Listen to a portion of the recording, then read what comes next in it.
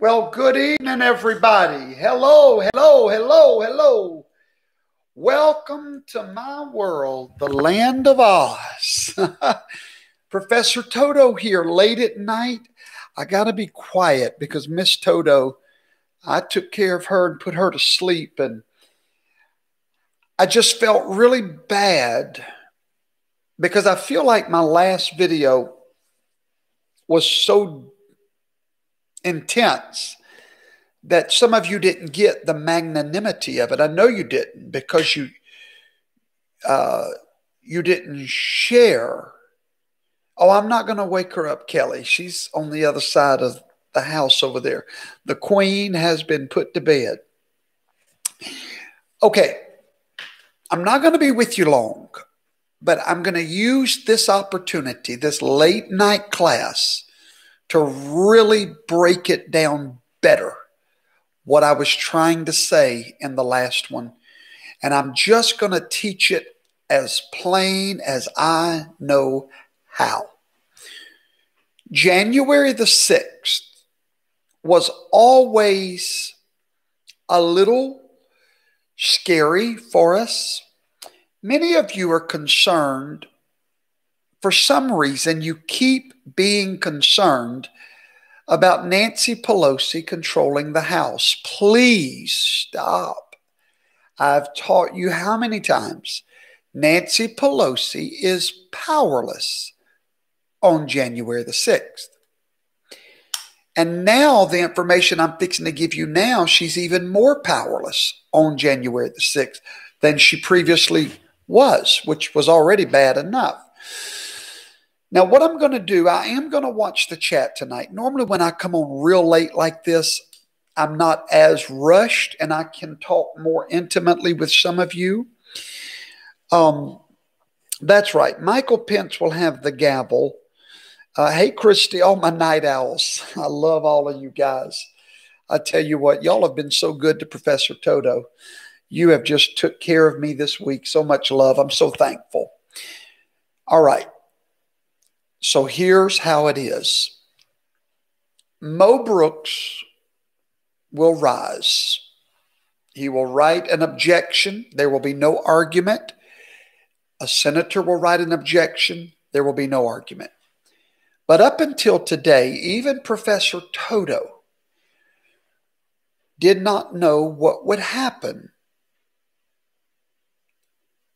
with two slates of electors being sent to the House of Representatives. This was a move that caught every one of us completely unaware. You remember on the 14th when we were all shocked and surprised with this other slate of electors that just mysteriously showed up out of thin air? Nobody was expecting it, right? Okay. This was a chess move. I cannot explain to you how powerful it is what I'm about to reveal to you again and try to make it make sense for you. Once I go off of here, I think I put the link in the description box for the document where I'm getting this information from. It's actually from Title III of the United States Code, Section 6, which has to do with the selection of the president. You can read everything I'm telling you. Don't ever think that I tell you things just to get your attention. If I come on this camera, it's because I'm bringing you confidence in this battle, okay? I'm not here to hype you up. I'm here to tell you the truth, that our president is a genius. What he did on December the 14th was a chess move. This was not a decision made by the parties. They didn't just wake up in Maricopa County and say, hey, why don't we go cast our electoral votes? No, they got a command from headquarters. And they went and they cast a vote, a seemingly non-consequential vote, because mainstream media, and I'm going to tell you guys something. I don't claim to be super smart, but I do believe God himself is using me and giving me knowledge and understanding that I've not even heard Jay Sekulow talk about this, and I love Jay. I've not heard anybody talk about what happens with two slates of electors. All I've heard is that it doesn't matter. They're non-consequential. They're not officially the slate of electors. It's like they don't even exist. But when I went to Title III and began to read, I found out how much they matter. And let me tell you what will happen with two slates of electors and why this was a chess move. 1 o'clock, January the 6th. Mike Pence will take the gavel. He will be at the dais. Nancy Pelosi, Mitch McConnell, everyone else will submit to his authority on that day. 4 tellers, 2 for the Democrats, 2 for the Republicans, will bring in the votes that are sealed in a mahogany box that hails from the 1900s, the early 19th century, sorry. They will open it. Mike Pence will pull them out, begin to read off those numbers by state. Whenever he gets to, probably the first one on the list would be Georgia, I would think. Okay. Keep in mind that Georgia, all of the battleground states, Pennsylvania, Wisconsin, have all sent in an opposing set of electors. And ladies and gentlemen, this is not without precedent. It's happened before, very rarely. But your section, your Title III of the United States Code tells you exactly what will happen when these two slates pop up from these 5 states. Okay? It basically says that a decision will have to be made if a slate of electors is sent by 2 government entities. In this case, the executive branch, the governor of those states, and the legislative branch, which is the legislature of those states. When you go read page 8 of that PDF file that I gave you a link to, you're going to see that immediately the House of Representatives, they must vote by delegation on which slate of electors to accept. Now, this is not going to be a hard choice because in Title III, it tells them who to accept. They have to accept the legitimate tribunal of the state. That's the word you're going to read in Section 3, Title 3, sorry. You're going to read that they must look and determine which set of electors is from the legitimate tribunal of the state. There's only one tribunal in a state. It's the state legislature. All of these legislatures have written letters to these House members saying, we defy the fake slate of electors. They're coming to you from a non-constitutional authority, the governor. We, the legislature, are the only constitutionally mandated authority. We have plenary power, absolute power over the vote of the Electoral College. And this is the legitimate slate of electors. Now, 1 or 2 things is going to happen. There's either going to be a knockdown drag out like you've never seen in the House, or they're going to have to call on the Supreme Court to help them decide who is the legitimate authority in that state. Ladies and gentlemen, the Supreme Court, this is one case they cannot reject. It will set precedents. They must accept it because now we have a constitutional crisis. And without Donald Trump's chess move, we wouldn't have a constitutional crisis. We would have a political crisis. But I want you to think, if you are sitting in the Senate and the House. Which position would you rather be in? Position A, voting to reject the votes from a state because you think there might be fraud? That's position A. Or position B, how would you like to be given a choice, an out, if you will, to choose one or the other? Which choice do you prefer? Reject the vote or choose the vote? See what I'm saying? According to this article, the House must choose the legitimate slate of electors. And guess what? When you read page 8, you're going to find out who the legitimate slate of electors must come from. The tribunal of the state. Good stuff, right? Now, so why would it go to the Supreme Court? We've all been wondering where the Supreme Court might fit into this. I've told you from the beginning, they won't decide the election, but they could be useful in deciding a certain legal matter that would help the House decide. So immediately they would file a motion with the Supreme Court 9 times out of 10, unless they just decide to vote right then saying, hey, we know who the legitimate slate is. Remember, the Republicans lead the House. Now, many of you keep commenting, how can we trust the Republican delegation? It's very simple, folks. Very, very simple.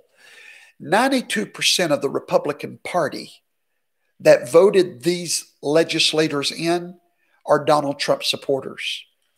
These guys are voted in to represent that 92% of their party.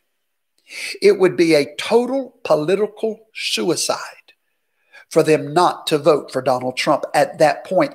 And why? Because now they have an out. Before the second slate of electors, they did not have an easy out. They would have had to vote to reject people's votes. But now they don't have to vote that way because of Donald Trump's chess move, December the 14th. Now they can say, well, we have a letter here from the state legislature telling us they didn't authorize the Democrat slate of electors, and they are saying there's fraud. So, yeah, we vote to accept our party's slate of electors. Remember, guys, these Republicans, the last thing they want is to be a minority in the House and the White House. And, I mean, really?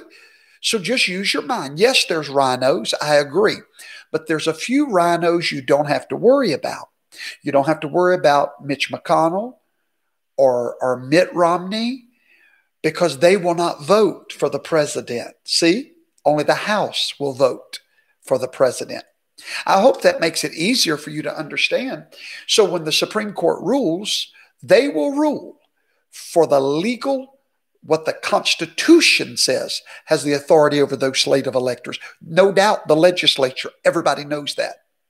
Every Democrat knows that. That's why Nancy Pelosi told Joe Biden that the House would choose the president this year. Okay? So hopefully that helps you understand we're in a better position today for the January 6th face-off than we were if Donald Trump would not have made that chess move. I'm going to look at some of your comments and see if I can help you tonight. I love you, Erica Berry. Patriot Stan, amen. Sing, Brother Shane. It's too late to sing, darling. It's both the House and the Senate. Hold on. I'm trying to see. Will the Senate definitely vote for Pence? Oh, yes, I'm sure. 100%. Professor, okay, why is Mike Pence there, not Pence? Okay, Bonafide Truth, what a great question. All you have to do is go read that what I've posted here, that link, go read it and start at about page 6 or 7, and it tells you plainly that on that day that the presiding officer is the president of the Senate, and Mike Pence is the president of the Senate. He will oversee the entire, and get this, everybody, according to the Constitution, there is no president-elect until the president of the Senate declares it to be so. So I don't know. January the 6th is going to be a day, let me tell you. Okay, I just use your knowledge. Well, thank you.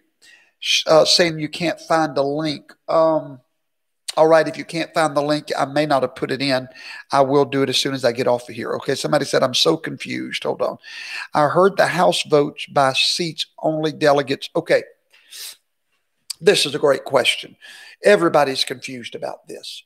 The Constitution says when voting on the electors, that vote is done by delegation, one vote per state. Well, when you come up to the two slate of electors, you are what? Voting on the electors. So it's one vote. Now, it could get a little tricky if we are voting to reject the only slate of electors that we have. Now, if Donald Trump wouldn't have made this chess move, this is a possibility. The Senate could have gone to the Senate and voted for the Republican, or to reject the fraudulent electors. And the House could have gone and perhaps voted one person, one vote. And we could have had a problem. I believe that God would have still took care of it some way, somehow. But now we're not having to vote to reject. Do you understand?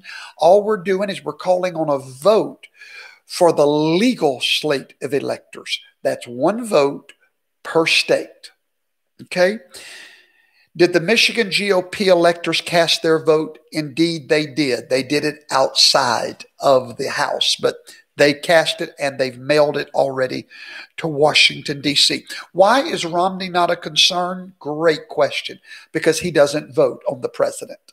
Only the members of the House, the 450 odd members of the House. The senators do not vote on the president. Okay? Do you trust this vaccine? I don't get into the vaccine stuff. Any updates on the situation in Washington, D.C.? Barricades. Yes, I have a friend that lives there. He says they are barricading like crazy. The EO on the 18th, I'm not sure about that. I'll find out for you. I'm on the East Coast getting slammed with snow. Well, Cat Paul's wonderful. You can have it. I'm down on the Mississippi Gulf Coast where it's about 60 degrees tonight. Any other questions before I let you guys go tonight? Somebody just shared the link to the document. Kamala has not resigned. That is a good point. Obama resigned just a few days after his election from the Senate. We don't know why Kamala's holding on to hers. Kamala hasn't resigned. Let's see what makes up the delegations. Great question, Fomas. So the delegation is basically a snapshot of your local legislature and Senate. Just like, so you get two senators, but your House is pretty much a makeup of all the districts of your state. So let's just say you've got 200 House members. Well, not that many. Let's just say you've got 40. Let's say you've got 40 House members in Washington, and 25 of them are from Republican districts, while 15 of them are from Democrat districts. The conglomerate whole of that state would be what? Republican. Now, overall, the House has many more Democrat members, but not states, you see.